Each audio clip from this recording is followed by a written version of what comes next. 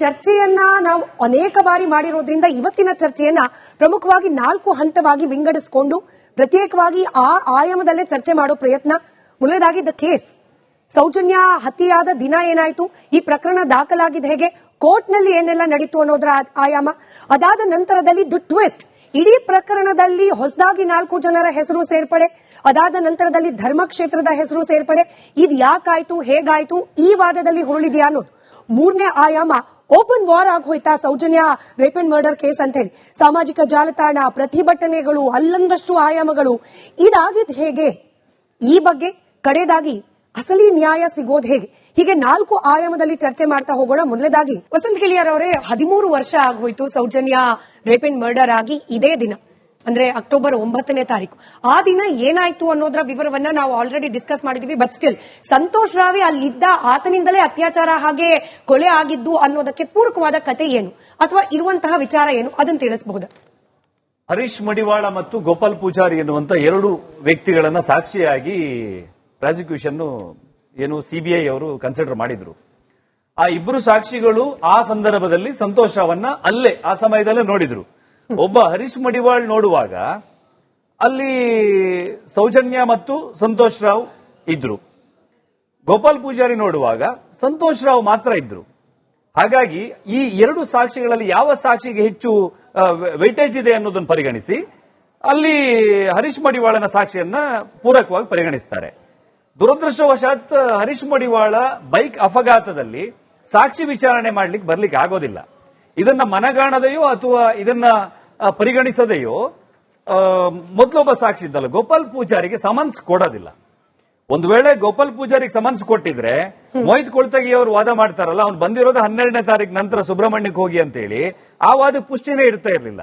ಯಾಕಂದ್ರೆ ನೋಡಿರುವಂತ ಸಾಕ್ಷಿ ಹರೀಶ್ ಮಡಿವಾಳ ಹೇಳ್ಬಿಟ್ಟಿರ್ತಿದ್ದ. ಹಾಗಾಗಿ ಒಟ್ಟಾರೆ ನಿಮಗೆ ಇವತ್ತು ನಾನು ತುಂಬಾ ಡಾಕ್ಯುಮೆಂಟ್ಸ್ ಗಳನ್ನು ತಂದಿದ್ದೀನಿ. ಟೋಟಲಿ ಇದು ಪ್ರಾಸಿಕ್ಯೂಷನ್ ಫೇಲ್ಯೂರ್ ಆಗಿರುವಂತ ಪ್ರಕರಣ. ಜಡ್ಜ್ಮೆಂಟ್ ಅಲ್ಲೂ ಕೂಡ ಇದು ನ್ಯಾಯಾಂಗನಿಂದನೆಯೂ ಆಗಬಹುದು. ಆದ್ರೆ ನಾನು ಒಬ್ಬ ಸುಪ್ರೀಂ ಕೋರ್ಟ್ ನ ನಿವೃತ್ತ ನ್ಯಾಯಮೂರ್ತಿಗಳ ಹತ್ರ ಮಾತಾಡಿ ನಾನೊಂದಿಷ್ಟು ಪಾಯಿಂಟ್ ಗಳನ್ನು ಮಾಡ್ಕೊಂಡು ಬಂದಿದ್ದೀನಿ.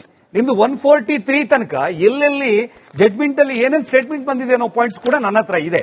ಯಾಕಂದ್ರೆ ತನಿಖೆಯ ಹಂತದಲ್ಲಿ ಎಲ್ಲಾ ಏನು ಎವಿಡೆನ್ಸ್ ಗಳಿದ್ರು ಕೂಡ ಕೊಟ್ಟಿದ್ರು ಕೂಡ ಜಡ್ಜಸ್ ಅಲ್ಲಿ ಬರೆಯುವಾಗ ಅಲ್ಲಿ ಮೆಟೀರಿಯಲ್ ಎವಿಡೆನ್ಸ್ ಇಲ್ಲ ಅಂತ ಬರೀತಾರೆ. ಆ ಹುಡುಗಿಯ ಚಪ್ಪಲಿ ಇಲ್ಲ ಅಂತ ಬರೀತಾರೆ. ಚಪ್ಪಲಿ ಯಾವ ಸಾಕ್ಷಿಯಲ್ಲಿತ್ತು, ಅದರ ಪಾಯಿಂಟ್ ಯಾವುದು ಅನ್ನೋದು ಕೂಡ ಇದ್ರಲ್ಲಿ ಮೆನ್ಷನ್ ಆಗಿದೆ.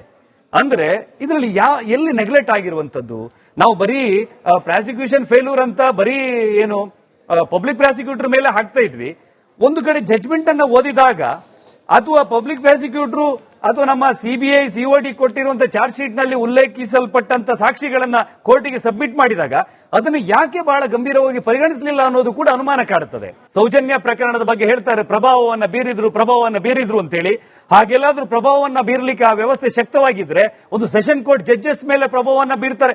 ಇವತ್ತು CBI COD SIT 4 IPS officer ಎಲ್ಲರ ಮೇಲೆ ಪ್ರಭಾವ ಬೀರಿದ್ದಾರೆ ಅಂತ ಹೇಳುವವರು ಸಿಬಿಐ ಏನು ಸ್ಪೆಷಲ್ ಕೋರ್ಟ್ ಜಡ್ಜ್ ಮೇಲೆ ಪ್ರಭಾವ ಬೀರಬಹುದಿತ್ತಲ್ವಾ, ಪಬ್ಲಿಕ್ ಪ್ರಾಸಿಕ್ಯೂಟರ್ ಮೇಲೆ ಪ್ರಭಾವ ಬೀರಬಹುದಿತ್ತಲ್ವಾ. ಸಂತೋಷ್ ರಾವ್ ನಿಜವಾದ ಆರೋಪಿ ಅಂತೇಳಿ ಇಲ್ಲಿ ತನಿಖಾ ಸಂಸ್ಥೆ ಒದಗಿಸಿದಂತಹ ಸಾಕ್ಷಿ ಆಧಾರ ದಾಖಲೆಗಳನ್ನ ಪರಿಗಣಿಸಿಯೇ ಆತನಿಗೆ ಶಿಕ್ಷೆಯನ್ನು ಮಾಡಿಸಬಹುದಿತ್ತು. 143 ಅಲ್ಲಿ ನೀವು ಜಡ್ಜ್ಮೆಂಟ್ ಅಲ್ಲಿ ನೋಡಿ, ಅಲ್ಲಿ ಇವ್ರು ಹೇಳ್ತಾರೆ ದೇರ್ ಆರ್ ನೋ ಎವಿಡೆನ್ಸ್ ಅಂತೇಳಿ. ಅದು 144 ಗೆ ಹೋಗಿ 144 ಅಲ್ಲಿ ಕೂಡ ಹೇಳ್ತಾರೆ ಅದು ಬೆನಿಫಿಟ್ ಆಫ್ ಡೌಟ್ ಅಂತ ಹೇಳಿ. ಇದನ್ನು ಯಾರು ಕೂಡ ಎಲ್ಲೂ ಮಾತಾಡ್ತಾ ಇಲ್ಲ. ಬರೀ 143 ಹೇಳ್ಕೊಂಡು ಅಲ್ಲಿ ಯಾಕೆ ಇಲ್ಲ ಅದನ್ನ ಇಲ್ಲಿ ಪಾಯಿಂಟ್ ಮಾಡಿದ್ದೇವೆ ನಾವು.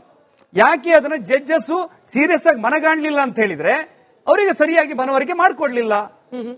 ಇಲ್ಲಿ ತನಕ ಹೋರಾಟದವ್ರು ಹೇಳ್ತಾರೆ, ಒಬ್ಬ ವಕೀಲ ಹೇಳ್ತಾರೆ ಆ ಹುಡುಗಿ ವಾಚ್ ನಿಂತಿತ್ತು ಯಾವ ಟೈಮ್ಗೆ, ಹಾಗಾಗಿ ಆ ಟೈಮ್ಗೆ ಅತ್ಯಾಚಾರ ಆಗಿರಬಹುದು ಅಂತ ಹೇಳಿ. ವಾಚ್ ನಿಂತ ಟೈಮ್ ಅಲ್ಲಿ ಅತ್ಯಾಚಾರ ಆಗಿದೆ ಅಂತ ಹೇಳಿ ಪರಿಗಣಿಸ್ತಾರೆ. 6 ಗಂಟೆಗೆ ತೋರಿಸ್ತಾ ಇದೆ ಅಂತ ಹೇಳ್ತಾರೆ. ಆ ಹುಡುಗಿದು ಒಂದು ಸ್ಲಿಪ್ಪರ್ ಸಿಗ್ಲಿಲ್ಲ ಅಂತ ಹೇಳ್ತಾರೆ. ಇಲ್ಲಿ ಸ್ಲಿಪ್ಪರ್ ಕೊಟ್ಟಿರುವ ಸಾಕ್ಷಿ ಕೊಟ್ಟಿದೆ. ಇವತ್ತಿಗೂ ಕೂಡ ಆ ತನಿಖೆಯನ್ನ ಏನು ಪುನಃ ಇನ್ವೆಸ್ಟಿಗೇಷನ್ ಮಾಡಿದ್ರೆ ಅಥವಾ ಯಾವ ಸಾಕ್ಷಿಗಳನ್ನು ಕೊಟ್ಟಿದ್ದಾರೆ, ಯಾವ ಸಾಕ್ಷಿಯನ್ನು ಒದಗಿಸದೆ ಕೊಟ್ಟಿದೆ ಅಂತ ಹೇಳಿ ಹೇಳಿಕ್ಕೆ ಅವಕಾಶವೇ ಇಲ್ಲ. ಆ ಹುಡುಗಿ ಇನ್ನರ್ ಗಾರ್ಮೆಂಟ್ ಕೊಡ್ಲಿಲ್ಲ ಅಂತ ಹೇಳ್ತಾರೆ. ಇನ್ನರ್ ಗಾರ್ಮೆಂಟ್ .21 ಅಲ್ಲಿ ಇದೆ, PW21 ಅಲ್ಲಿ ಇದೆ. ಆ ಹುಡುಗಿಯ ಎಲ್ಲ ಅಂಡರ್ವೇರ್ ಬಗ್ಗೆನೂ ಸೆಮೀಸ್ ಹಾಕಿದ್ದಾಳೆ ಅವಳು, ಯಾವ ಕಲ್ಲರು ಎಲ್ಲ ಕೊಟ್ಟಿದ್ದಾರೆ. ಇಲ್ಲ ಅಂತ ಹೇಗೆ ಹೇಳ್ತಾರೆ ಇವರು? ತನಿಖೆ ಸಂದರ್ಭದಲ್ಲಾದ ಒಂದಷ್ಟು ಲೋಪಗಳು ಜಿತೇಂದ್ರ ಅವರೇ, ಫಾರ್ ಎಕ್ಸಾಂಪಲ್ ಈಗಲೂ ಕೂಡ ಗೊಂದಲಕ್ಕೆ ಕಾರಣವಾಗ್ತಿರೋದೇನು ಅಂತಂದ್ರೆ ಸಿಸಿಟಿವಿ ಬಗ್ಗೆನೆ. ಜಜ್ಮೆಂಟ್ ಕಾಪಿಯಲ್ಲೇನೆ ಒಂದಷ್ಟು ಉಲ್ಟಾ ಅನಿಸುವಂತಹ ಅಭಿಪ್ರಾಯಗಳು, ಆಕೆಯ ಹೊಟ್ಟೆಯಲ್ಲಿದ್ದಂತಹ ಅನ್ಡೈಜೆಸ್ಟೆಡ್ ಫುಡ್ ಅದ್ರ ಬಗ್ಗೆ ಕೂಡ ಗೊಂದಲ. ಹಾಗೆ ಈ ಪ್ರಕರಣದಲ್ಲಿ ಅಥವಾ ಫಾರ್ ದ ಸೇಕ್ ಯಾವುದೇ ರೇಪ್ ಅಂಡ್ ಮರ್ಡರ್ ಕೇಸ್ನಲ್ಲಿ ಬಹಳ ಪ್ರಮುಖವೆನಿಸುವಂತಹ ಬಯೋಲಾಜಿಕಲ್ ಎವಿಡೆನ್ಸ್ ಅದನ್ನ ಕಲೆಕ್ಟ್ ಮಾಡಿಕೊಳ್ಳುವಲ್ಲಿ ಆದಂತಹ ಲೋಪಗಳು, ಇದೆಲ್ಲವೂ ಕೂಡ ಪ್ರಕರಣ ಸರಿಯಾಗಿ ತನಿಖೆ ನಡೀಲೇ ಇಲ್ಲ ಅನ್ನೋದಕ್ಕೆ ಪೂರಕವಾಗಿ ನಿಂತಿದೆ. ನಾನು ಈ ಮಾತನ್ನ 100% ಒಪ್ತೇನೆ.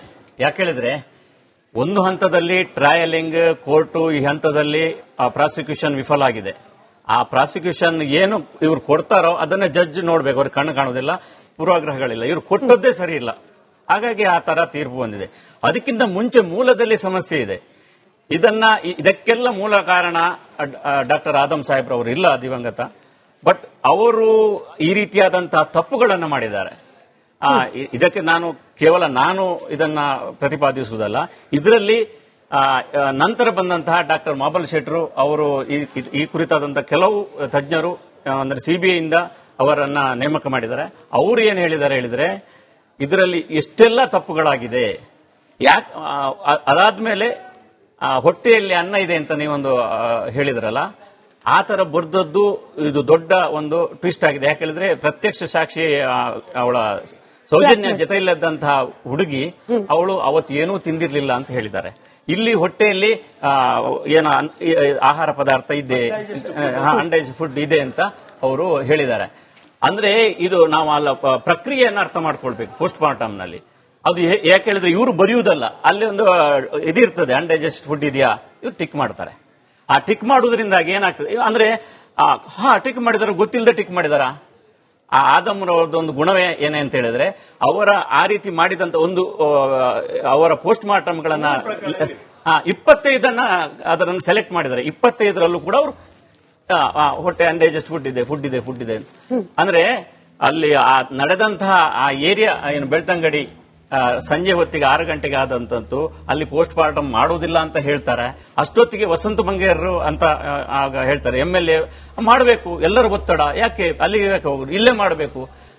ಆದಮ್ಮ ಅವರು ಒಲ್ಲದ ಮನಸ್ಸಿಂದ ಮಾಡ್ತಾರೆ. ಒಲ್ಲದ ಮನಸ್ಸಿನಿಂದ ಅಂದ್ರೆ ಅಲ್ಲಿ ಹೋದಾಗ ನಂತರ ಲೈಟಿಂಗ್ ಇರುವುದಿಲ್ಲ ಅಂತ ಹೇಳ್ತಾರೆ. ನೀವು ನಮ್ಮ ಪರಿಸ್ಥಿತಿಯನ್ನ ಇದ್ ಮಾಡುವಂತದ್ದು ಸರ್ಕಾರ ಆಳುವ ವರ್ಗದ ಮತ್ತೆ ಈಗೆಲ್ಲ ದೊಡ್ಡ ಅಂದ್ರೆ ಆ ಮೂಲ ಸೌಕರ್ಯವನ್ನು ಕೊಡುವುದಿಲ್ಲ. ಒಂದು ಹೆಣ್ಣಿಗೆ ಆದಂತಹ ಅನ್ಯಾಯಕ್ಕೆ ಯಾರೆಲ್ಲ ತಪ್ಪು ಮಾಡಿದ್ದಾರೆ ಎನ್ನುವುದಕ್ಕೆ ಇದು ಸರ್ಕಾರದ ಸೌಲಭ್ಯದಿಂದ ಹಿಡಿದು ಸರ್ಕಾರದ ಅಧಿಕಾರಿಗಳಿಂದ ಹಿಡಿದು ಅಂದ್ರೆ ತುಂಬಾ ದೊಡ್ಡ ಜನರ ಇದರಲ್ಲಿ ಪಾಲಿದೆ. ಇಷ್ಟೆಲ್ಲ ಇದ್ರೂ ಕೂಡ ಸರ್ಕಮ್ಸ್ಟಾನ್ಷಿಯಲ್ ಎವಿಡೆನ್ಸ್ ಅಂತ ಇದೆ, ಸಾಂದರ್ಭಿಕ ಸಾಕ್ಷ್ಯಕ್ಕೆ ದೊಡ್ಡ ಮಹತ್ವ ಇದೆ. ಅದನ್ನೂ ಕೂಡ ಸರಿಯಾಗಿ ಅದನ್ನ ಕೊಡದೆ ಇದರಲ್ಲಿ ದೊಡ್ಡದಾದಂತಹ ಆರಂಭದಿಂದಲೇ ಸಮಸ್ಯೆ ಆಗಿರೋದ್ರಿಂದ ಮತ್ತೆ ಕುಟುಂಬದವರು ಹಾಸ್ಟೆಲ್ ವಿಟ್ನೆಸ್ ಆಗಿರೋದ್ರಿಂದ ಅದಾದ್ಮೇಲೆ ಪ್ರಾಸಿಕ್ಯೂಷನ್ ಅಲ್ಲಿ ಸಾಕ್ಷಿಗಳನ್ನ ಇವರು ಹೇಳಿದ್ರು, ಹರೀಶ್ ಮಡಿವಾಳ್ರ ಅದನ್ನ ಪ್ರತ್ಯಕ್ಷ ಸಾಕ್ಷಿ ಅವರು ಕೋಮಾದಲ್ಲಿ ಹೋದ್ರೆ ಆಮೇಲೆ ತೀರೋದು. ಆದ್ರೆ ಇವರಿಗೆ ಫ್ರೀ ಟ್ರಯಲ್ ಮೀಟಿಂಗ್ ಒಂದು ನಡೀತಾರೆ. ಪ್ರತಿ ಸರಿ ಟ್ರಯಲ್ ಮುಂಚೆ ಯಾರನ್ನ ಸಾಕ್ಷಿ ಹಾಕಬೇಕು, ಅದರಲ್ಲಿ ಜಡ್ಜ್ ಇರ್ತಾರೆ, BP ಇರ್ತಾರೆ, ಅದಾದ್ಮೇಲೆ ಡಿಫೆನ್ಸ್ ವಕೀಲರು ಇರ್ತಾರೆ. ಈ ಸಂದರ್ಭದಲ್ಲಿ ಗೋಪಾಲ್ ಪೂಜಾರಿ ಅವರನ್ನ ಹಾಕಬಹುದಿತ್ತು ಅಂತ ಯಾಕೆ ಇವ್ರಿಗೆ ಗೊತ್ತಿದೆ, ಅವರಿಗೆ ಬರ್ಲಿಕ್ಕೆ ಆಗುದಿಲ್ಲ ಹರೀಶ್ ಮಡಿವಾಳ್ರಿಗೆ. ಸೇಮ್ ಇನ್ನೊಂದು ಆಪ್ಷನ್ ಅನ್ನ ತಗೊಳ್ಬಹುದಿತ್ತು. ಆಗ ಪ್ರತ್ಯಕ್ಷ ಸಾಕ್ಷಿ ಸಿಕ್ಕಿದ್ರೆ ಕೇಸಿಗೆ ಒಂದು ಜೀವ ಇರ್ತಿತ್ತು, ಬೆಲೆ ಬರ್ತಾ ಇತ್ತು. ಇವರು ಆ ಕೆಲಸವನ್ನು ಕೂಡ ಮಾಡಲಿಲ್ಲ. ಅಂದ್ರೆ ಈ ಪ್ರೋಸೆಸ್ ನಲ್ಲಿ ಪೋಸ್ಟ್ ಮಾರ್ಟಮ್ ಎನ್ನುವಂಥದ್ದು ಪ್ರಮುಖವಾದಂತಹ ಸಾಕ್ಷಿ. ಅದನ್ನು ಇನ್ನು ಎಷ್ಟು ದೊಡ್ಡ ಟ್ರಯಲ್ ಏನೇ ಮಾಡಿ ಇನ್ವೆಸ್ಟಿಗೇಷನ್ ಮಾಡಿ ಅದನ್ನು ಬದಲಿಸಲಿಕ್ಕೆ ಸಾಧ್ಯವೇ ಇಲ್ಲ.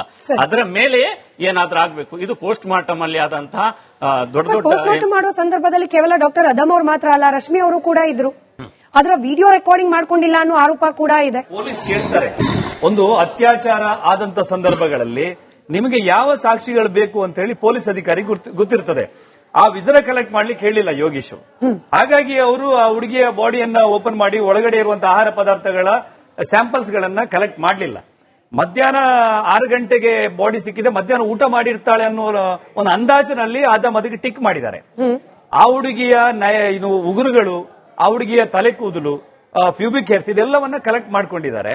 ಹಾಗಾಗಿ ಒರಿಜಿನಲ್ ಸ್ವಾಬ್ ಕೂಡ ಅವರು ರಿಕ್ವೆಸ್ಟ್ ಕೊಟ್ಟಿದ್ದಾರೆ, ಅದನ್ನು ಕಲೆಕ್ಟ್ ಮಾಡಿದ್ದಾರೆ. ಒಂದು ಅತ್ಯಾಚಾರ, ಅದಕ್ಕೆ ಸಾಕ್ಷಿಗಳನ್ನ ಜೋಡಿಸಲಿಕ್ಕೆ ಇಷ್ಟು ಅಂಶಗಳು ಸಾಕು ಎನ್ನುವ ನೆಲೆಯಲ್ಲಿ ಅಷ್ಟು ಸಾಕ್ಷಿಗಳನ್ನು ಕೇಳಿದ್ದಾರೆ. ದುರದೃಷ್ಟವಶಾತ್ ಆತ ಗುಪ್ತಾಂಗಕ್ಕೆ ಮಣ್ಣನ್ನು ಎರಚಿರುವ ಕಾರಣಕ್ಕೆ ಆ ಒರಿಜಿನಲ್ ಸ್ವಾಬ್ ಅಲ್ಲಿ ಫಂಗಸ್ ಆಗಿ ಅದೇನು ಬರೀ 3-4 ಗಂಟೆಯಲ್ಲಿ ಫಂಗಸ್ ಸ್ಟಾರ್ಟ್ ಆಗುತ್ತೆ. ಅದು ತಗೊಂಡೋಗೋದು 7 ದಿನ ಆಯ್ತು ಅಂತ ಹೇಳಿನೇ ಆಗಿದ್ದು ಅಂತ ಹೇಳಕ್ ಆಗಲ್ಲ.